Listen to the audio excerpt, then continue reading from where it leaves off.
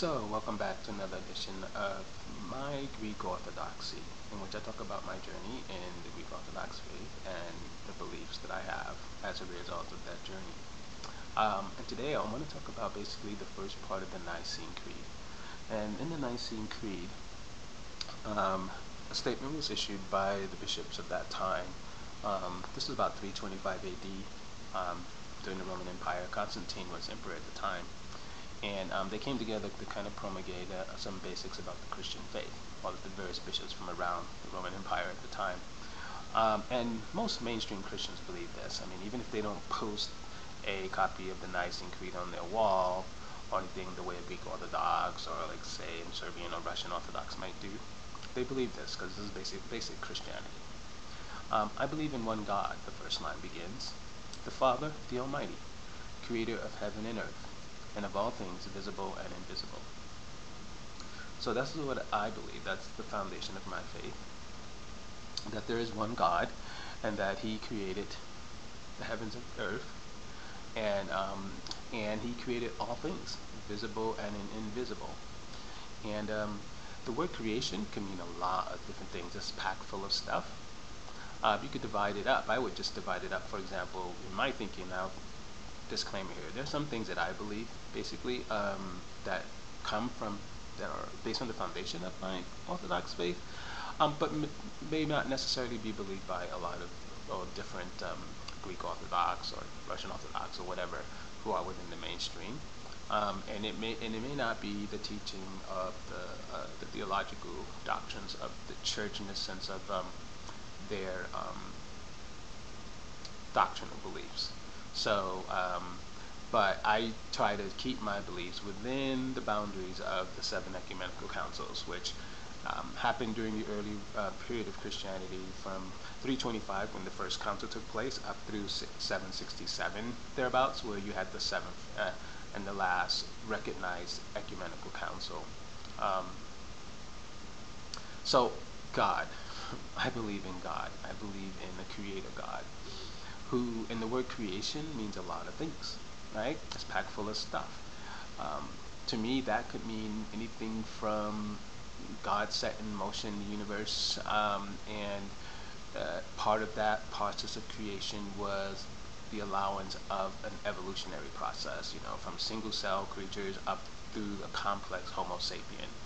It could mean God created the universe and then planted a single, already formed prototype of the human species on this planet for His own purposes. So it could go either way. As far as I'm concerned, creation is filled with a lot of stuff. Now, invisible and visible. Now, some people might divide that between just like the material realm and the spiritual realm. But to me, it's more than just the material realm and the spiritual realm. It could also mean the emanations of God. Emanations. You know how the sun, like the rays come from the sun? Well, emanations are God's energies. And those energies involve, for example, morality. I see morality as a creation of God. And so there is a big difference between the emanations or energies of God, which contains His grace and His morality, the morality that the entire human collective is connected to from God's emanation. So when God gives the 10 Commandments, thou shalt not kill, thou shalt not steal, thou shalt not bear false witness, thou shalt not take thy neighbor's wife, commit adultery, it wasn't creating a new thing there.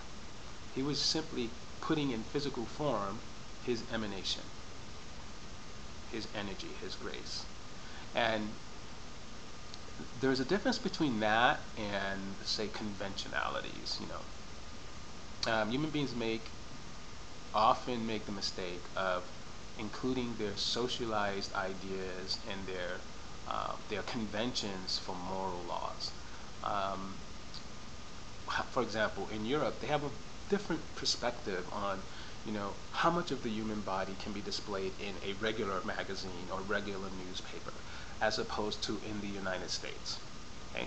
And so that is a question of decency. It's not a question of morality. Okay? So decency and morality, those are two different things. People often confuse that, and they make moral judgments about it. And the same thing with a really easy one is whether you drive on the right hand of the road or the left side.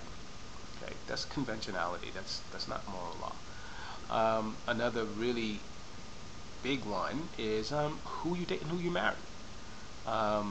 Throughout human history, there have been wars and violence and mayhem over people making dating choices and marrying choices.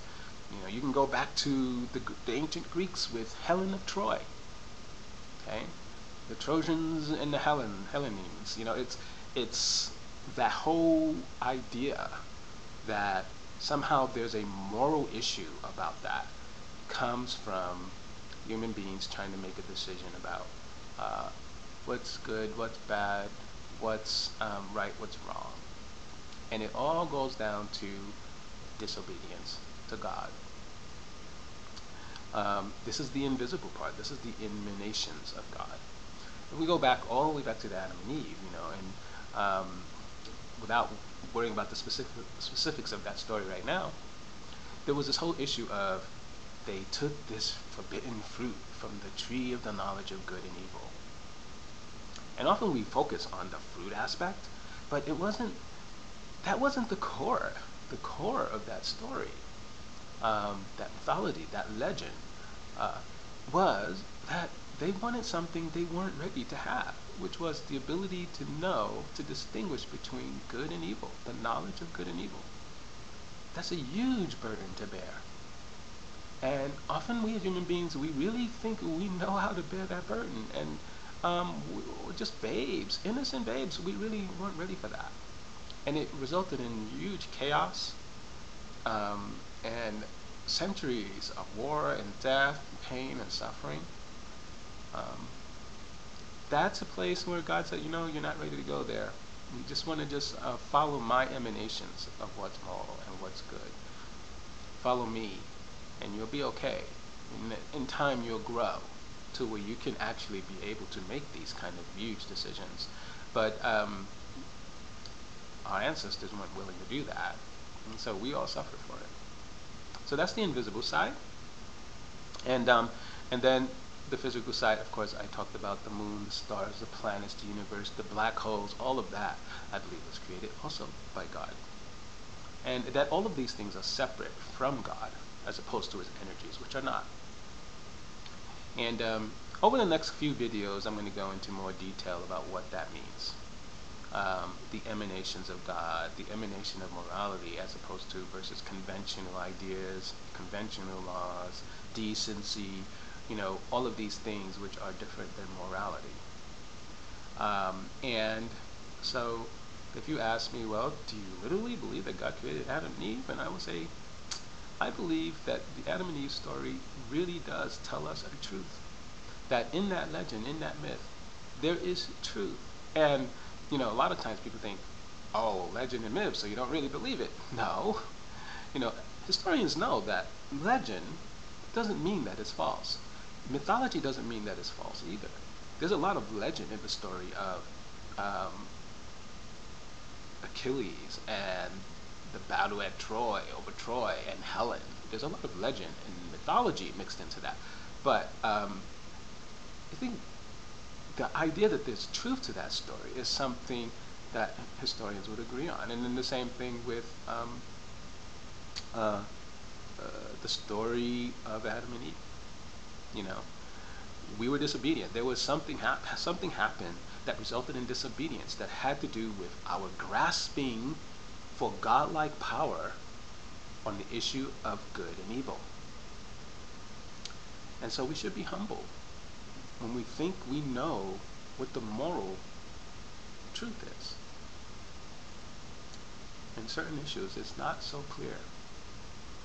And for a long time, for example, in the United States, up to 1970, it was illegal for an African American and Anglo-American to marry. Not only was it illegal, it was considered subhuman and immoral. Horrifying thought. Now look at us today.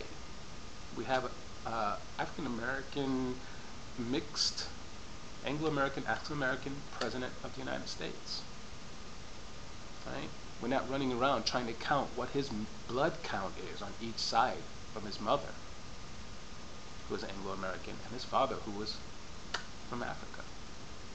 So anyway, I won't go much further on that right now.